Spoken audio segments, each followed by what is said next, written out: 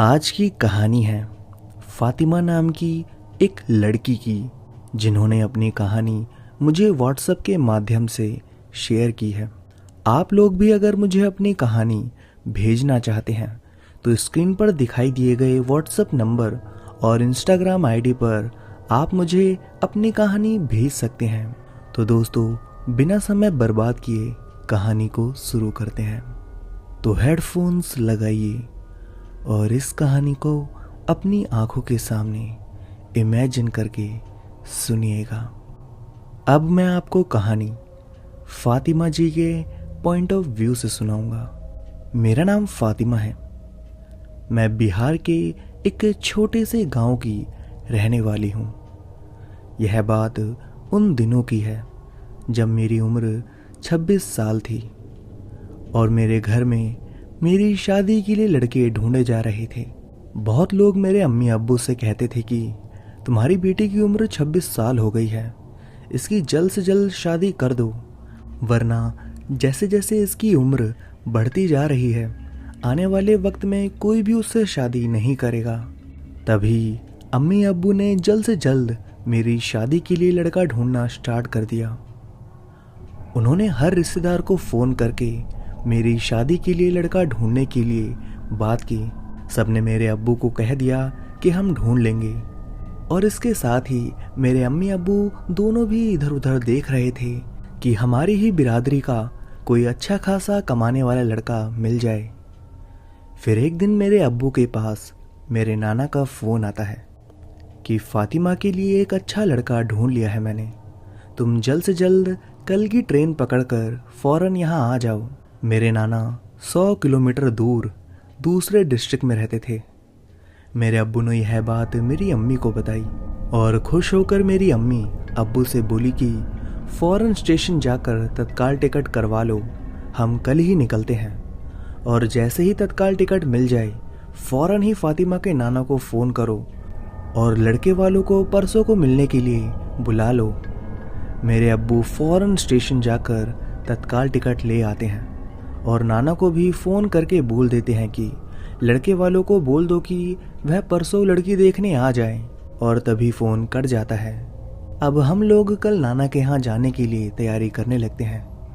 हम लोग 3 दिन नाना के यहाँ रुकने वाले थे, तो इस हिसाब से हमने अपने कपड़े एक ही बैग में डाल लिए थे। जब हम लोग अगले दिन नाना के यहाँ पहुँचे तो घर में घुसते ही मैंने सबसे पहले अपने नाना और नानी के पैर छुए, और उसके बाद मैंने अपने मामा के भी पैर छुए। आप लोगों को थोड़ा अटपटा लग रहा होगा कि मुसलमानों में पैर नहीं छुए जाते, पर दोस्तों यह काफ़ी पुरानी बात है। तब हम लोग भी हिंदू भाइयों बहनों की तरह ही अपने से बड़ों के पैर छू लिया करते थे और उसके साथ ही सलाम दुआ भी कर लिया करते थे, और इसमें कोई बुरी बात भी नहीं है। पर एक चीज़ थी, जब मैं अपने मामा के पैर छू रही थी तो उन्होंने अपना हाथ मेरे पीठ पर रखा, जो मुझे अजीब लगा क्योंकि वह मुझे अजीब ढंग से छू रहे थे। उनका छूना मुझे अच्छा नहीं लगा। मैं फ़ौरन ही ऊपर उठ गई और सलाम दुआ करके कमरे के अंदर आ गई। तभी मेरे नाना ने अब्बू से और मामा से कहा कि कल लड़के वाले आ रहे हैं, उनके खाने पीने का इंतज़ाम करना पड़ेगा, तो जाकर जल्द से जल्द सामान लेकर आओ जो मैं बता रहा हूँ। फिर तुरंत ही नाश्ता वगैरह करके 1 घंटे बाद मेरे अब्बू और मेरे मामा सामान लेने के लिए बाहर चले गए। फिर अब अगले दिन लड़के वाले आए और उन लोगों को मैं पसंद आ गई, और मुझे भी वह लड़का जिससे मेरी शादी होने वाली थी, मुझे भी वह पसंद आ गया। फिर उसी रात मेरे नाना को लड़के वालों की तरफ से एक फ़ोन आता है कि हम लोग फिर से फातिमा को देखने आएंगे, पर अब की बार हम लोग फातिमा के ही घर पर देखने जाएंगे, यानी कि दोस्तों मेरे घर में। अभी तो लड़के वालों ने मुझे मेरे नाना के घर पर देखा था, पर अब वह लोग मुझे मेरे खुद के घर पर देखने आने वाले थे, वह भी 5 दिन बाद, और इसके साथ ही उनके साथ कुछ रिश्तेदार भी आने वाले थे जो मुझे एक बार फिर से देखने वाले थे। पर दोस्तों एक बात, इन्हीं 3 दिनों के बीच में मेरे नाना के घर पर मेरे साथ कुछ ऐसा हो रहा था जो मेरे अम्मी अब्बू को नहीं पता था। मैंने कैसे कैसे यह सब झेला वह मैं ही जानती हूँ। इस बारे में मैं आपको कहानी में आगे चलकर बताऊंगी। फिलहाल अब हम लोग नाना के घर से अपने घर वापस आ गए थे। जिस दिन हम लोग घर पहुंचे उसके अगले दिन ही मेरे अब्बू बोले कि हम लोगों को अपना घर पेंट करवा लेना चाहिए, क्योंकि लड़के वाले अपनी पूरी फैमिली के साथ आ रहे हैं। मेरे अम्मी अब्बू तो फुल ऑन बिजी थे लड़के वालों का स्वागत करने के लिए। 2 दिन बाद ही लड़के वाले आने वाले थे। पर जब से मैं नाना के यहाँ से आई थी तो मुझे मेरे शरीर में पता नहीं क्यों भारीपन सा लग रहा था। मैंने कुछ दिनों से नमाज पढ़ना भी बंद कर रखा था। फिर उसी दिन मैंने नमाज पढ़ी, तब जाकर मुझे थोड़ा अच्छा महसूस हुआ। और उसी रात जब मैं अपने कमरे में सोने गई तो फिर से मुझे कुछ अपने सीने पर भारीपन सा महसूस हुआ। वह भारीपन इतना था कि जैसे कोई 10-20 किलो का वजन मेरे छाती पर रख दिया गया हो। इतना सब होने के बाद मैंने तुरंत ही कुरान की कुछ आयतें पढ़ना शुरू कर दी।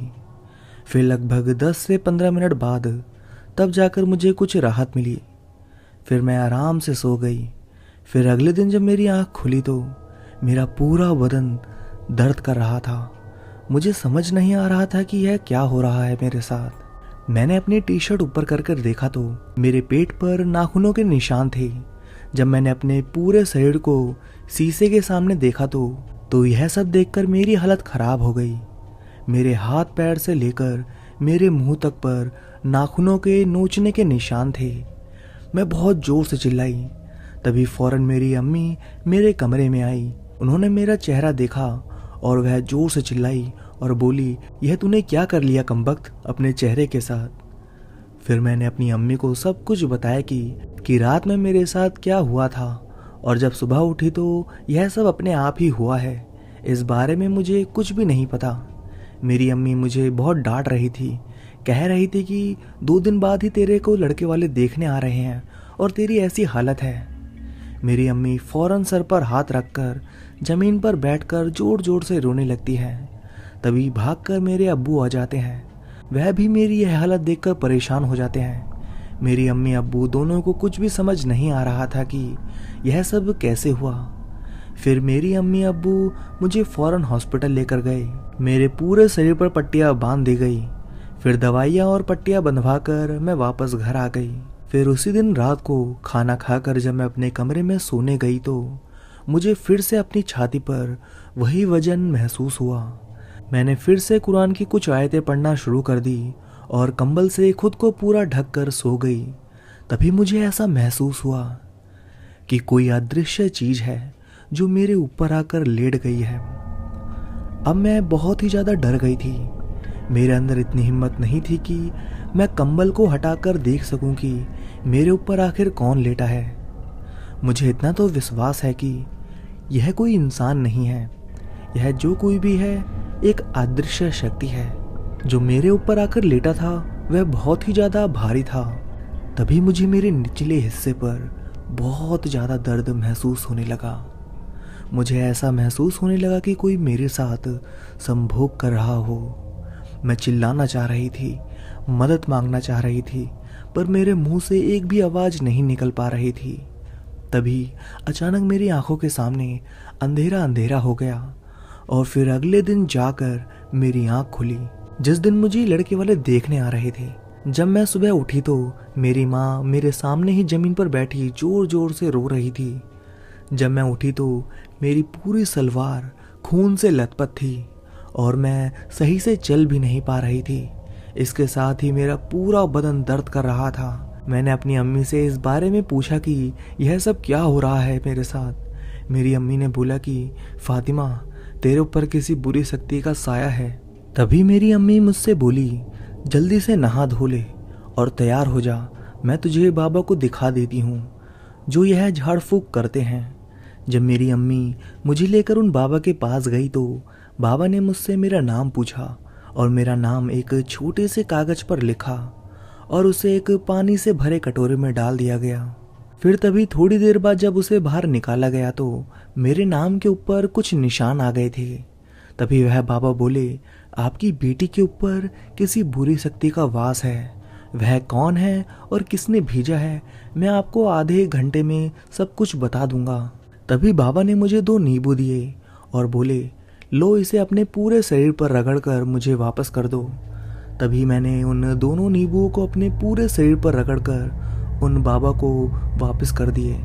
बाबा ने उन दोनों नींबू को जब काटा तो वह अंदर से पूरे के पूरे काले थे। तभी वह बाबा मुझे लेकर एक कमरे में गए और मुझे जमीन पर बिठा दिया। अब उन्होंने बोला कि तुम अपनी आंखें बंद करो और अपने दोनों हाथों की मुट्ठी बनाकर अपने दोनों हाथों को ऊपर की तरफ करो। उसके बाद क्या हुआ मुझे कुछ भी पता नहीं चला। तभी जब थोड़ी देर बाद मुझे होश आया तो बाबा ने बताया कि मेरे ऊपर एक जिन्नात का साया है और वह 700 साल पुराना जिन्नात है जो आज भी पृथ्वी लोक पर घूम रहा है। बहुत से तांत्रिक और मौलाना इस जिन्नात का इस्तेमाल करते हैं गलत कामों के लिए, अपनी रोजी रोटी के लिए। किसी के कहने पर वह लोग उस जिन्नात को किसी के ऊपर भी छोड़ देते हैं। फिर तभी मेरी अम्मी ने बाबा से पूछा कि यह जिन्न मेरी बेटी के ऊपर किसने भेजा। तो बाबा ने बोला मैं उसका नाम नहीं बता सकता, बस मैं आपको इतना बता सकता हूँ कि इस जिन्नात को फातिमा के ननिहाल से भेजा गया है, यानी कि फातिमा के नाना के घर से।